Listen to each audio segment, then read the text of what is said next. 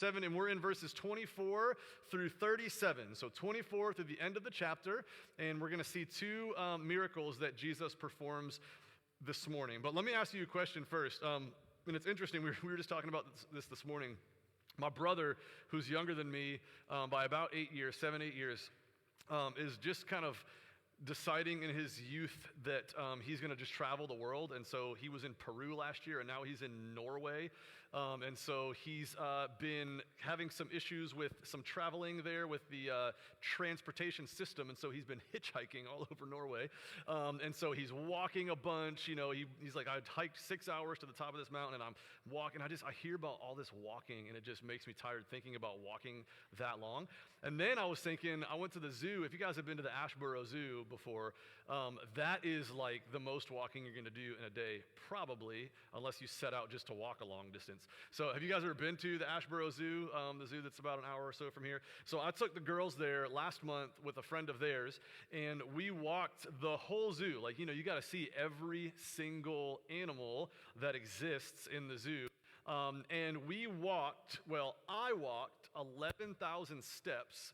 And if you take my giant steps at 6'2", and you then look at my children who are a lot smaller, they're taking a lot more steps than me, right? So they took more than 11,000 steps, and we walked, it was just over 5 miles in just a few hours. So 5 miles of walking, 11,000 steps, not just to see, it's amazing. But we went and saw the animals. Yes, you have something to say. Probably like 14,000, something like that. I don't know, 13,000. You took a lot more than me.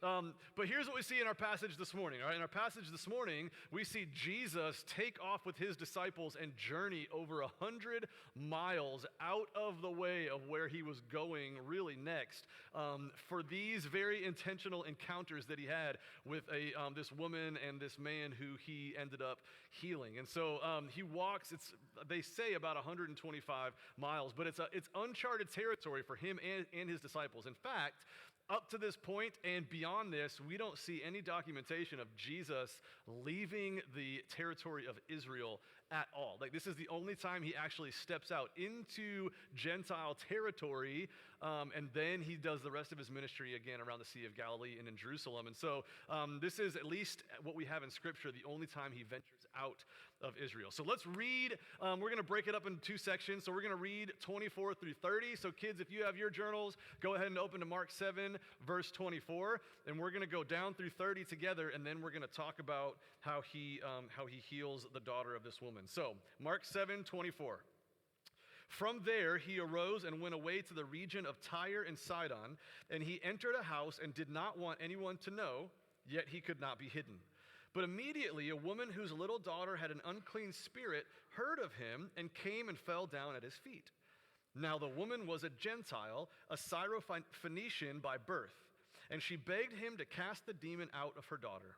And he said to her, "Let the children be fed first, for it's not right to take the children's bread and throw it to the dogs."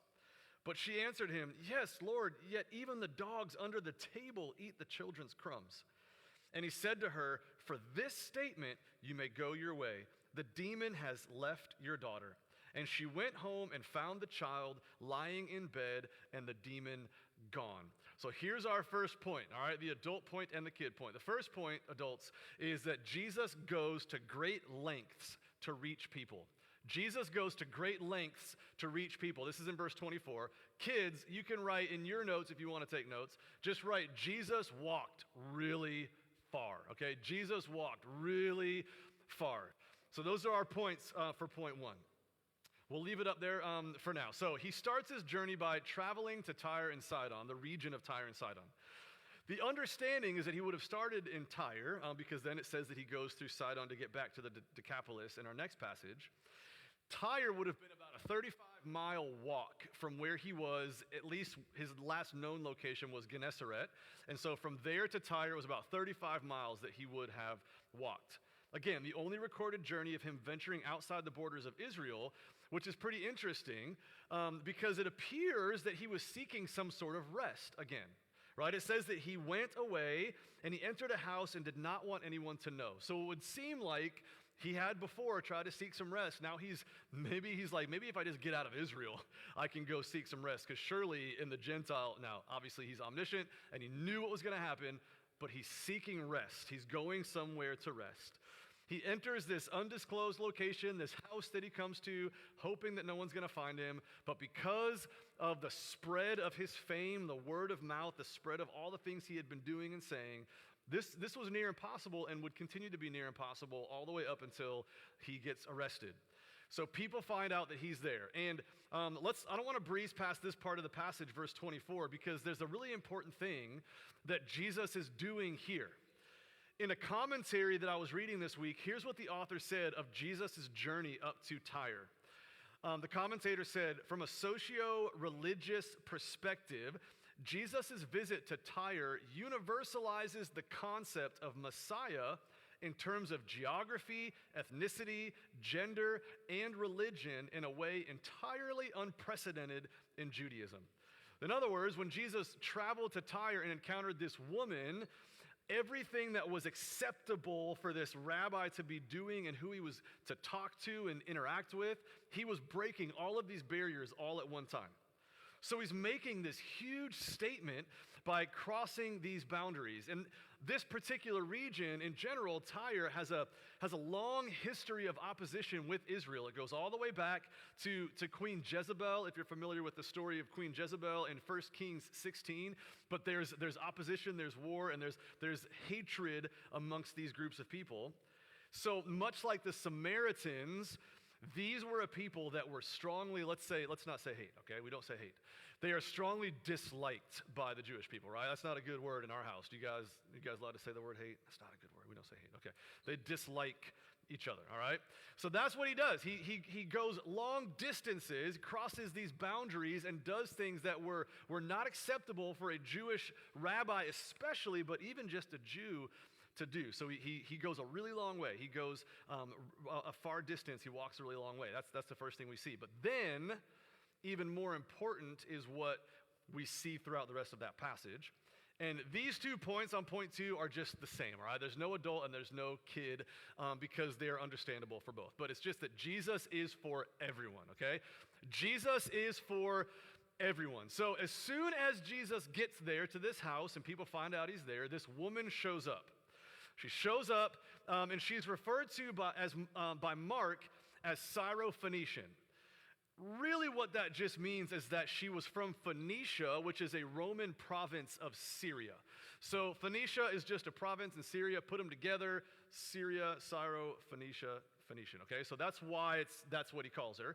In Matthew, he actually calls her a Canaanite woman, which would have been brought even more dislike to mind. But it's interesting that Mark wouldn't just say a woman shows up or a woman from the area, but he's very specific about where she's from, and that there's a reason for that. He uses this intentionally because this woman, now that we know that she's a woman, that he's in Gentile territory, and that she's Syrophoenician, there's multiple strikes against her already. So Mark's just kind of laying this framework like Jesus is here, this woman who has all these strikes against her according to the Jewish tradition. Jesus journeyed all that way knowing that he was going to encounter her. So Jesus went, yes, it seems to seek rest, but he knew that she was going to be there. He knew that he was going to interact with her, and he knew that he was going to do something miraculous for her daughter. So Mark intentionally tells us where she's from. And we see that her daughter is possessed by a demon. She has an unclean spirit, and she begins to beg Jesus to heal her. And this is a continual verb. This is not, she just came and asked Jesus, hey, heal my daughter. But she continually begged and continually begged, just kept asking. She would not give up. Why? Because she heard the power that Jesus had through word of mouth, and even though she was most likely an idol worshiper, because where she lived in Tyre and Sidon, that was heavy idol worship, she still had some level of faith that caused her to believe that he could heal her daughter. So even though she was an idol worshiper, just living in this really awful place with these awful religious traditions, she had heard about Jesus and believed on a very surface level maybe that he could heal her daughter. She would believe deeper here in just a few moments.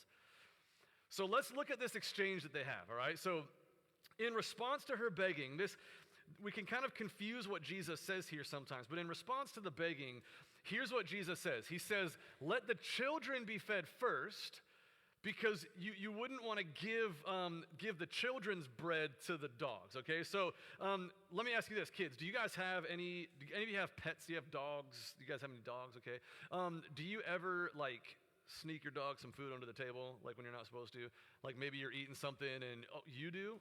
Confession of my daughter, okay. Oh, cheese, I guess, is okay. But dogs love coming up underneath the table, and they love sitting underneath and waiting for you to drop something. When we're at my parents' house, they have these two little dogs, and they will just sit, just sniff around and just wait. It's like they have this sonar, and they're just like, I'm going to hear it when it hits the floor, and it's like, bam, they just attack that little crumb, right? They love being under the table where food might drop down, right?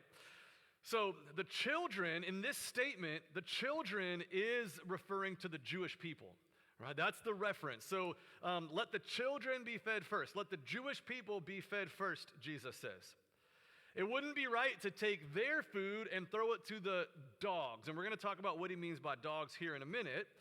But at first pass, it seems like he's referring to this woman as a dog, right? Like she wants something from Jesus, and he says it wouldn't be right to take from the children and give it to the dogs, right? So it sounds like he's calling her a dog, and if you know anything about the historical context, the Jewish people would call the Gentiles Gentile dogs, and that was a very, very bad thing to say. It was very derogatory, much like another word that we have in our English language today. Like this is what they would call the Gentiles, okay? So this is what they would refer to them as. However, this is not what Jesus was saying. He was not referring to this woman as a Gentile dog. This is not what Jesus meant. And here's how we know that, because the Greek word for dog behind the derogatory term is the word kuon, which means basically like a street dog, a dog that's dirty and filthy and a scavenger and just like the dog that everyone hates and that everyone dislikes during that time. I got to catch myself. But the word that Jesus uses here is kunarion, which means basically little dog, which just means puppy. So he's referring to just kind of like a household pet. So he's not referring to this woman as a dog per se. He's simply illustrating the idea that his gospel needs to start, or his message, his work needs to start with the Jewish people, and then it will be given to another people. He's not calling the Gentiles dogs. He's just giving an illustration of when you're eating food and a crumb drops. So we like to read a little bit too much into this, but Jesus would not call this woman a derogatory term like that. Not right before he's getting ready to heal her daughter, right? Not when we know that he came for not just the Jews, but the Gentiles also. And here's how we know here's Romans 1:16, if you guys know this verse. For I'm not ashamed of the gospel. It is the power of God for salvation to everyone who believes. Do you guys know what it says? To who first?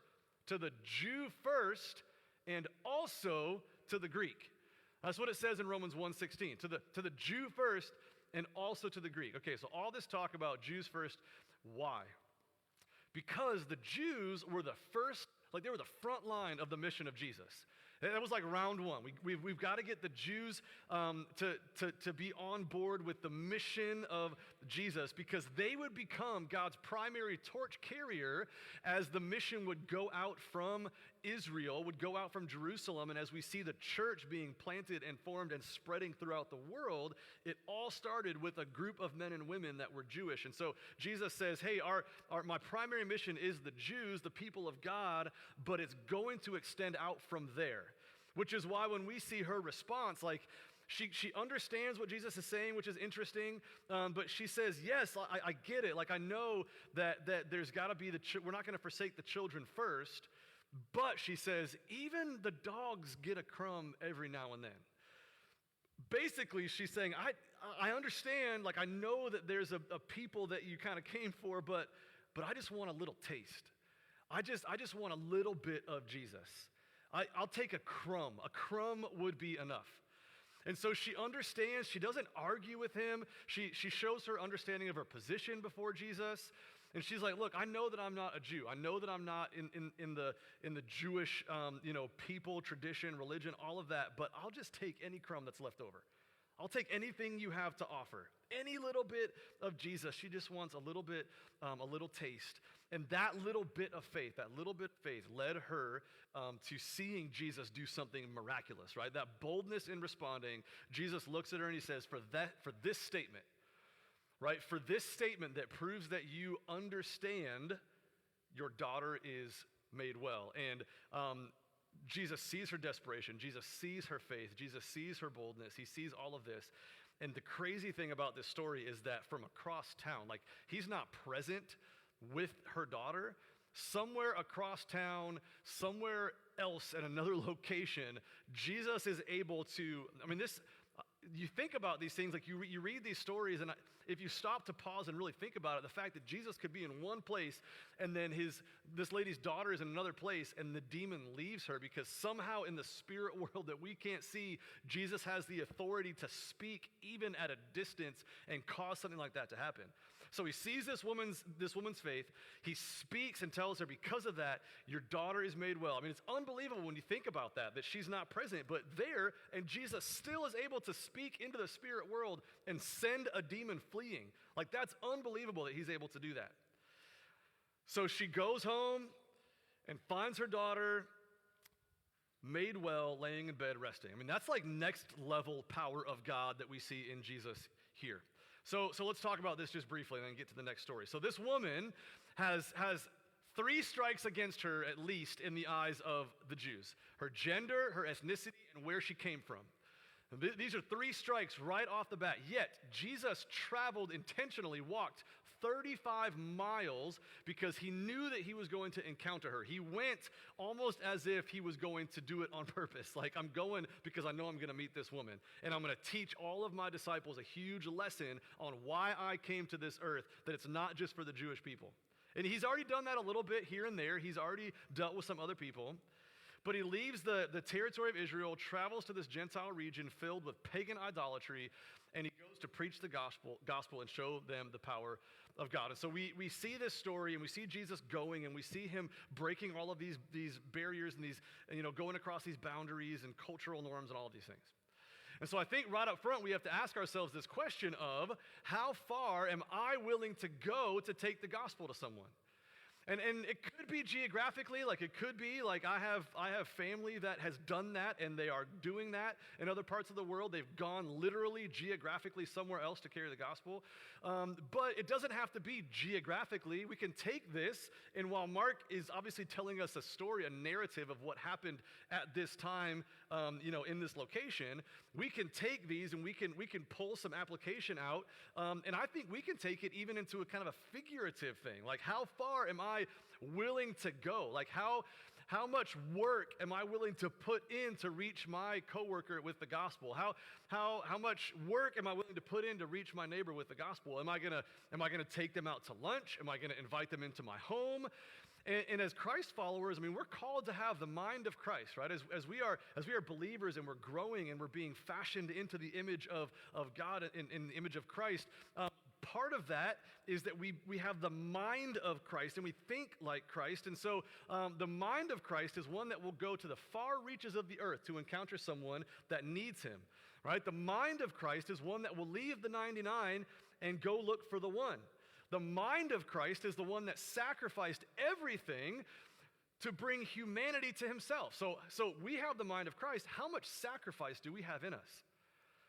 How far am I willing to go to reach someone with the gospel? And I think that's a really big question for us this morning as we consider our role as believers. How far am I willing to take it? How much am I willing to sacrifice to make sure that people hear the gospel? All right, let's get into our next story here, verses 31 through 37. Mark 7, 31 through 37. We're going to read this and then talk about this one as well. So, 31.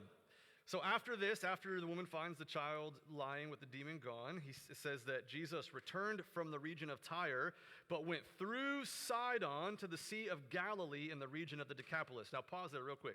Let me just, I'm going to face your way. So basically what you would have is, I should have put a map up, but you would have like the Sea of Galilee, and then you have Jerusalem down here. He would have gone to Tyre. The Decapolis is over here. So he could have just come back from Tyre down, but instead he goes up north 25 more miles to Sidon and then comes around. It's like a giant horseshoe. So he leaves Tyre on his way to the Decapolis, but he goes up north and then all the way back around, which makes it such a long journey. So this is the route that he took. And it says in verse 32, they brought to him a man who was deaf and had a speech impediment, and they begged him to lay his hand on him. And taking him aside from the crowd privately, he put his fingers into his ears, and after spitting, touched his tongue. And looking up to heaven, he sighed and said to him, oh man, that's a tough one, Ephphatha, that is, be opened. And his ears were opened, his tongue was released, and he spoke plainly. And Jesus charged them to tell no one, but the more he charged them, the more zealously they proclaimed it, and they were astonished beyond measure, saying, he has done all things well. He even makes the deaf hear and the mute speak. All right, so Jesus goes again, kind of this roundabout way on foot, back in the region where he now, so it doesn't say that he met this deaf man in Sidon. It says that he went through Sidon and now he's back in the Decapolis. Okay, so we don't know what he did there. We don't know why he went there. We don't really have record of that in Mark, at least. But he's back now in the Decapolis. So here's where he is. This is very interesting. He's back in the same area where he got off the boat and that man from the cave came running to him that was possessed. Remember that story? And this is the region where at the end of that story, the crowds came to him and they were like, you got to go, man. You've got to leave. You like, thank you, but like, you got to go. And they kind of force him out. They push him out, right? So now he's back in the same region where they didn't force him out. He's Jesus, but like in a way, kind of pushed him out of there. And as he's there, they bring him, his friends bring this man, right? The deaf man's friends, who couldn't speak well either because of his lack of hearing, I'm sure. And then we see this really, really intimate moment. It's really, really cool because a lot of the miracles that Jesus performs are miracles where there's crowds all around. But it says in our passage here that he took him aside, right? Verse 33, and taking him aside. So he did this privately. Now I'm going to ask one of my children to come up to the front right now. So Everly, can you come up here? We're gonna just have a little fun with this and illustrate this a little bit, okay? So come on up. Yes, give it up for Everly. All right, there you go. All right, come over here, babe. All right, so this is a really, really cool moment. All right, so remember, this man cannot hear anything, right? He's deaf. So Jesus couldn't. He's God. I guess he could have. But anything that Jesus said, this man was not going to hear because he's deaf. He's fully deaf. So what does Jesus do? Here's what Jesus does. All right, look at me. So this man is deaf. So what Jesus does is he kind of goes to this mode of like sign language a little bit. Here, let's come up here so everyone can see. Let's come down here. It's kind of a way of Jesus doing some sign language, right? So what he does is he looks at the man who can't hear anything he's going to say, and he takes his fingers and he puts them in the man's ears. Now look at me. Okay, so Jesus is looking into his eyes, and basically what he's doing is he's saying, I'm about to do something. I'm about to heal you, right? So he touches his ears, and he looks at him like this, right? And he kind of nods, like, here's what I'm about to do. Now, I'm not going to do the next part because that's gross. But then there's for some reason, they spat a lot back then. But it says Jesus spit, and then I'm not going to touch your tongue either, but stick your tongue out, okay? I'm not going to touch it, but stick it out, just like this. Go like this, just a little bit. Okay, don't stick your tongue out. But then he takes his fingers and he touches the man's tongue, almost as if to say, I'm about to do something here too, right? Sign language. So I'm touching your ears, I'm about to heal you. Then he spits and he touches his tongue and he says, I'm about to heal you. And then, here's the really cool thing. Then what he does is I'm sure the man is just looking at Jesus going, man, what is about to happen? And as he's looking at Jesus, here's what Jesus does. Jesus looks up to heaven, almost as if to say, here's where the power is going to come from. Right? Jesus looks up and probably in that moment prays. And he's like, God, we're about to heal this. We're about to heal this man. But think about that moment, right? Like really intimate, pulls him away from the crowds. I'm about to heal you. I'm about to heal you. Then he looks up and he prays to God. Like this is where the power is coming from. And then he says that Greek word that is for be opened, right? Be open. So in that moment, everything is healed like that, right? Like he hears, and think about this, for the first time that he hears, maybe we don't hear that he was deaf from birth, but let's just say he's, even if not from birth, for a long time, like the first words that he heard in a very, very long time that were clear and made sense were from Jesus. Like how cool is that, right? And then all of a sudden he's able to talk clearly because his tongue is untied, it's loosed. In fact, the Greek word behind, what's the word there? That's in the ESV that it says. Tongue was released, okay? His tongue was released. That is actually the same word that talks about being like set free from chains. So it's this freedom that his tongue was bound by chains in a way, and now it's freedom. Like now he can speak. You can go back to your seat. Thanks for coming up here. All right. So like such a cool, like intimate moment, just Jesus and just this man, and he says, be open. His ears are open. His tongue is loosed. He speaks clearly for the first time, assuming like a really, really long time. So this is like a really cool moment for Jesus because again, like usually there's crowds around, there's a lot of people, but this is just him and this man in this really intimate moment and praying before the Father and then healing him. So the first words that he hears were of Jesus, the words of healing that were spoken in private by the Son of God. And then Jesus tells he and his friends, and this is so funny, this happens all the time, don't tell anybody this happened. Right? And it's almost as if every time he says that, they do it more. It's like, it's not funny because it's disobedient, but also it's like this one says that they zealously proclaimed it. Like they, with passion and excitement, they could not help but tell everybody what Jesus did for their friend. And so Jesus is like, listen, go, but don't tell anybody. And they're like, okay. And then as soon as they're gone, you just imagine them like, oh my God, you'll never believe what happened. He just healed him and he was deaf. And like they're just so excited and zealous, it says. And then here's the key verse, I think, for us this morning in this section. At the very end, it says, he has done all things well. He even makes the deaf hear and the mute speak. And that might take your mind back if you are a reader of prophecy or even just familiar with the book of Isaiah, where there's a lot of prophecy about Christ. Here's what it says in Isaiah 35, 5 and 6. Then the eyes of the blind shall be opened, and the ears of the deaf unstopped. Then shall the lame man leap like a deer, and the tongue of the mute sing for joy. So it's prophesied in Isaiah that whoever was coming, the Messiah who came, was going to do these things. Open the eyes of the blind. Open the ears of the deaf. Make the lame man leap, like not just get up and walk, leap like a deer. And loose the tongue of the mute and have them sing for joy. And now we see that Jesus, the Messiah, the chosen one, the Son of God who came to save humanity, is doing exactly that. He opens the eyes of the blind. Jesus opens the ears of the deaf. Jesus makes the lame man leap. Jesus causes the mute to sing for joy. Before we met Jesus, we were blind. Before we met Jesus, we were incapable of hearing and understanding truth. We were lame, stuck in our sin. And we were unable to proclaim truth. That's our state before Jesus. And this is what Jesus does. This is what he does. He causes the blind to see, the deaf to hear, the mute to speak, and the lame to walk. And he does that over and over and over in the Gospels. We see it in Mark all throughout. And the beautiful thing for us this morning, as we get to our application, the beautiful thing for us this morning is that we spiritually have experienced the same thing as followers of Christ. Right? We look at these stories and we're like, wow, that's awesome. Like Jesus gave that guy hearing. Man, that's incredible. Like, what a miracle.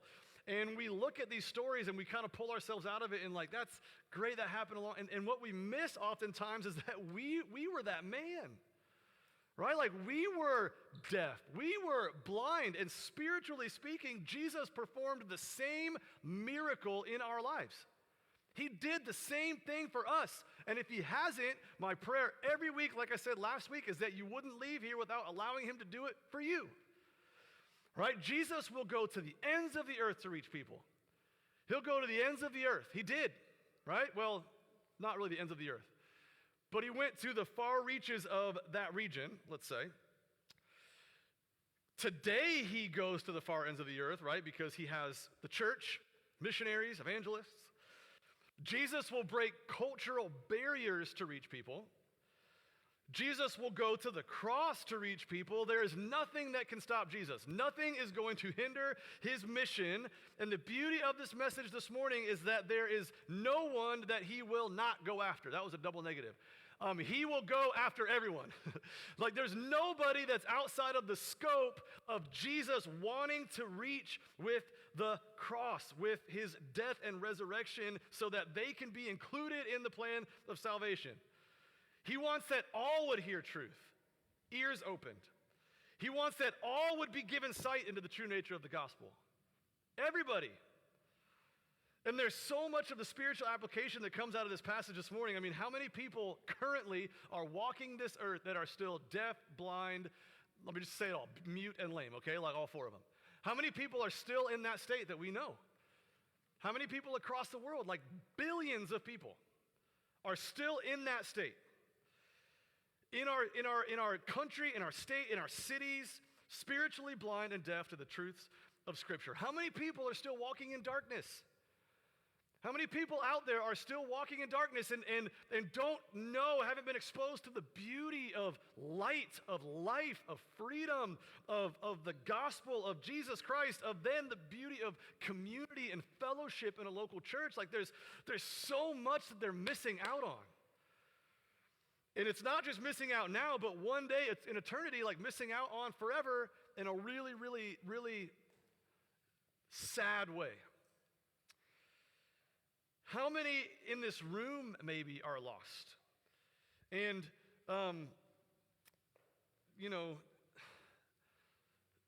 how many are lost in this room and need to make a decision this morning and say, I've heard it for a long time, and I've been in church, and I was raised in church, but I don't know that I really see truth. I don't know that I really understand. I don't know that I've really made Jesus Lord of my life. Like I've learned. We talked about this with last week with legalism. Like I've learned how to kind of play the game, and I've learned what to say, and I go to church and I read the Bible and I pray, but like I'm not no different for it. I don't feel any different. I don't feel like I have the Holy Spirit guiding me and leading me and convicting me. Like I was raised in church, but I don't know that I really get it. I don't know that I've been transformed. I'm not sure that my mind has been renewed by the gospel. Like if that's you this morning and you're like, yeah, I don't know that that's true of me. We're going to wrap here in just a minute, but like if that's you, I don't want you to leave here without that being true of you. I don't want you to leave here this morning without really experiencing the life change that comes with it. Not just the motions, not just the traditions, not just we do it because we've done it for a long time, but like the gospel that transforms and changes our lives and our minds. Like that's what I want you to experience. So here's what I'm going to ask, and then we still have a little bit more application here, but this is not notes, but like I feel like this is really important. Like we're gonna pray and we're gonna sing and we're gonna take communion. We're gonna sing again and then we're gonna send you out. And like it's so easy just to go, all right, well that was a great message and I heard you, but like I got somewhere to be, or I have lunch plans, or I have like if you have not taken care of this with Jesus in your life and you are feeling something, like you're feeling like I don't want to leave without that being true, but I don't know what to do. I'm not sure what to say. I'm not sure how to pray. Then here's what I'm going to do at the end of the service is, and maybe, you know what, I might ask someone else at the end too, like, if Brian, if you want to come up, or like, you'll be playing Bill, but like, maybe you can come up too, but like, we'll be up here at the front, and we would ask that you would come and talk to one of us, and we would love to talk to you about what it means to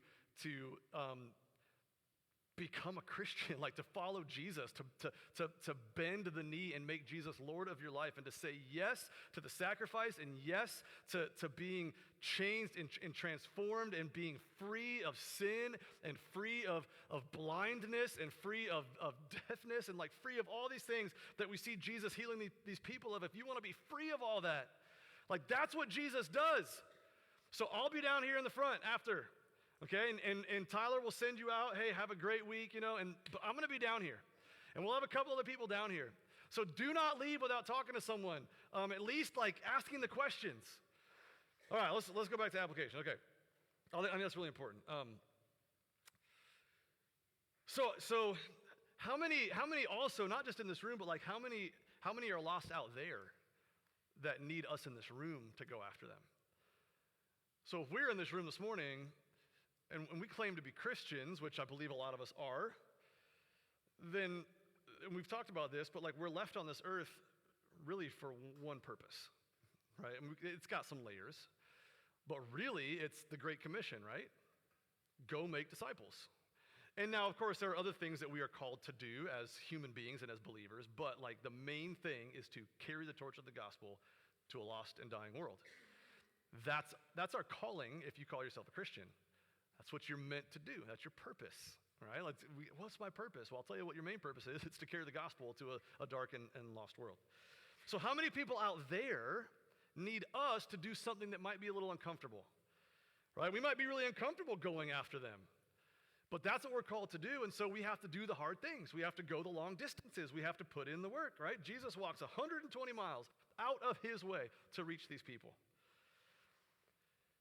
He did that so a rejected and despised people, according to the Jews, would have access to him, right? So how far are we willing to go so that the ears of the deaf might be opened, that all might see, right? The gospel, that all might see, that all might hear, that all might experience the saving power of the gospel of Jesus. Let's pray, and then we'll take communion after we sing again. God, thank you for today and for just being able to come together and worship you and open your word and learn from you. And God, I pray this morning that you use your spirit just to convict and challenge and to draw people closer to you that know you, but also if there are any in here that don't know you, God, I pray that you would use your spirit to draw them to yourself for the first time and compel them, give them boldness to come up after and talk and take care of the business that they need to take care of with you and make the decision, God, as we pray every week to follow you and to become one of your children, to be adopted into your family, to then have the benefit of all the spiritual blessings that you promise us in Ephesians 1, to have the Spirit indwelling us, to have your Son interceding on our behalf right now, sitting next to you in heaven. God, all of these things that we gain, eternity with you, saved from your wrath, eternity separated from you, all of these things, God, I want this, and I so desperately want it for everybody. So use your spirit, God. I'm just a man, it's just my words, but your spirit is the one that draws. Your spirit is the one that convicts. Your spirit is the one that opens our eyes, that opens our ears. And so, God, I pray that you would do that this morning. As we sing this song, God, use your spirit in a mighty way in this room. We love you, and we pray this in Jesus' name. Amen. Hey,